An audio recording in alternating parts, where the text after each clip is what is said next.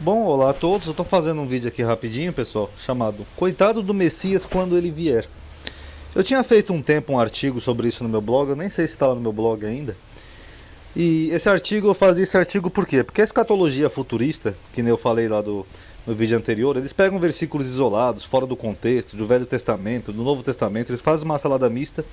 E aí surgiu toda uma escatologia, né, futurista sobre a volta do Messias, do Anticristo e essas coisas todas. Só que é muita coincidência, entendeu? Porque se você pegar isso aí literalmente, esses estudos, você vai observar que as profecias que eles atribuem ao anticristo, elas são bem semelhantes às profecias que os judeus atribuem ao Messias. E isso pode gerar um grande equívoco se viesse alguém, se a gente tomar literalmente a vinda de alguém, isso pode gerar um equívoco. Então nesse vídeo aqui eu vou mostrar só um exemplo para vocês sobre o templo. Todo mundo já viu isso aqui, memes, imagens na internet, o terceiro templo do anticristo. Olha, quando os judeus fizerem lá o terceiro templo em Jerusalém, vai vir um anticristo, etc e tal.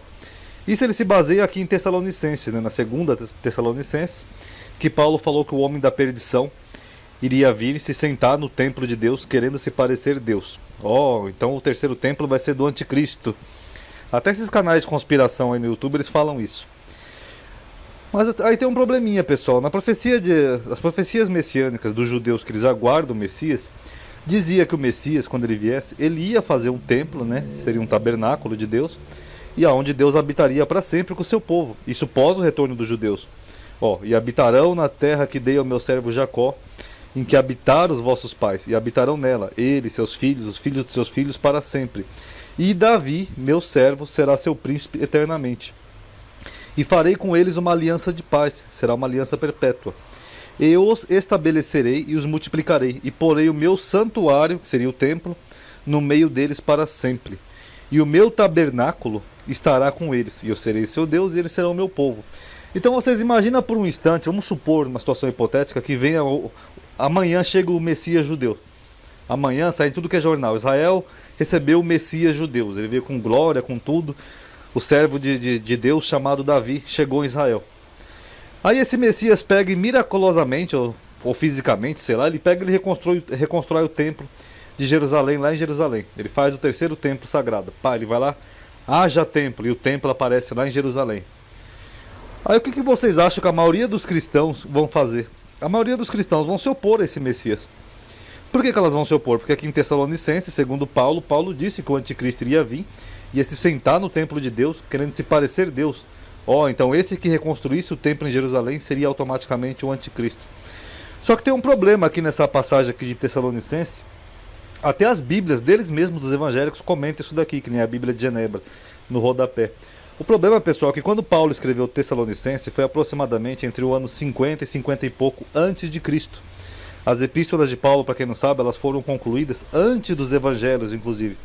Então, na época que Paulo escreveu isso daqui, ainda tinha o segundo templo lá de pé. Segundo, mas alguns falam que é o terceiro, né? Porque teve uma reforma no templo lá feita por Herodes.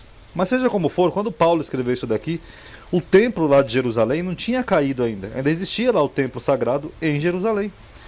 Então não tem nada aqui nessa passagem de Tessalonicenses que dê a entender, nada, que dê a entender que Paulo está falando de um outro templo futuro que viria há milênios depois. O que Paulo está falando aqui é do templo que existia na época dele, o templo de Jerusalém, que foi derrubado no ano 70 por Tito e Vespasiano.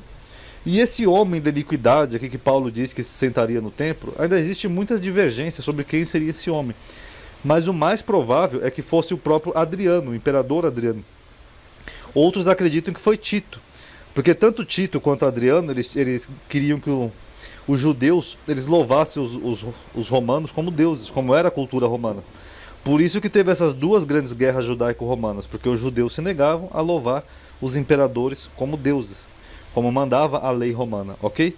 Então essa profecia de Tessalonicenses, eles pegam e jogam para o futuro distante. Que nem eu falei, eles pegam um versículo isolado, tiram do contexto, ignora por quem foi escrito, para quem foi escrito, aquela regrinha dos três Q, e jogam no futuro.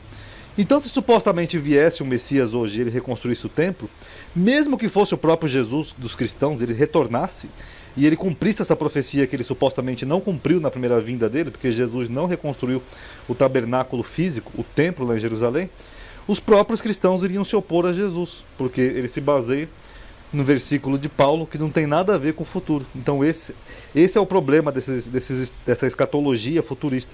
Porque eles isolam versículos, que nem eu falei lá de Daniel, tiram do contexto e jogam para o futuro. Então, se um dia vier realmente um Messias, coitado dele. Os que mais vão se opor a ele são justamente os que mais esperam por ele. Aleatoriamente eu faço outros vídeos sobre esse tema, como a falsa paz e outras profecias messiânicas, que coincidem justamente com as profecias que a escatologia futurista atribui ao anticristo.